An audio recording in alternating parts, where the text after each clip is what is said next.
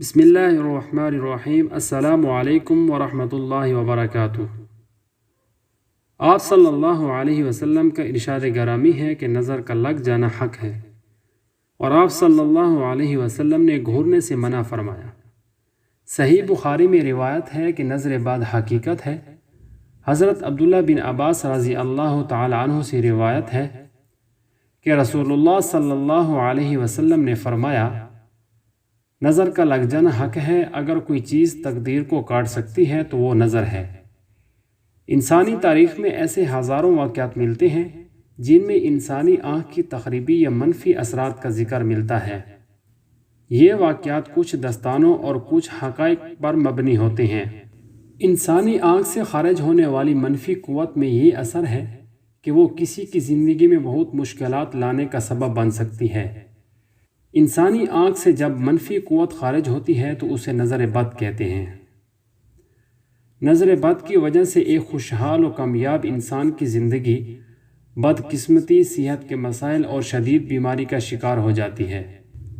کامیابی سے چلنے والا کاروبار بند کرنے کی نوبت آ جاتی ہے۔ ایک امیر آدمی غربت کی زندگی گزارنے پر مجبور ہو جاتا ہے۔ آئیے آپ کو وہ عمل بتاتے ہیں جس کے کرنے سے آپ کو پتہ چلے گا کہ آپ نظر بد کا شکار ہیں یا نہیں۔ کہیں ایسا تو نہیں کہ آپ کو کوئی جسمانی بیماری ہے اور آپ اسے نظر بد سمجھتے ہیں اور آپ اس کا علاج جسمانی بیماری کے لحاظ سے کر رہے ہیں۔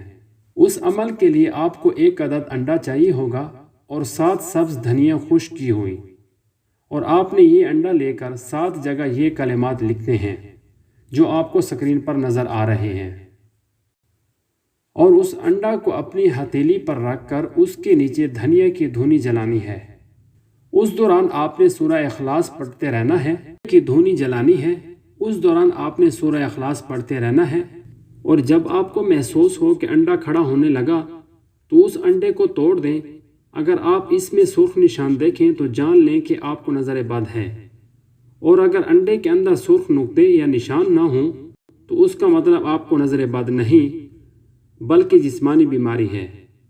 اگر انڈے میں سرخ نشان پایا جائے تو اس میں تھوڑی سی زردی نکال کر مالش کر لیں، اس کے بعد نظر بد کا اثر جاتا رہے گا۔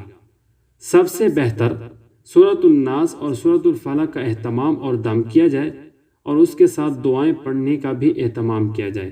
اللہ تعالی ہم سب کی حفاظت فرمائے، آمین۔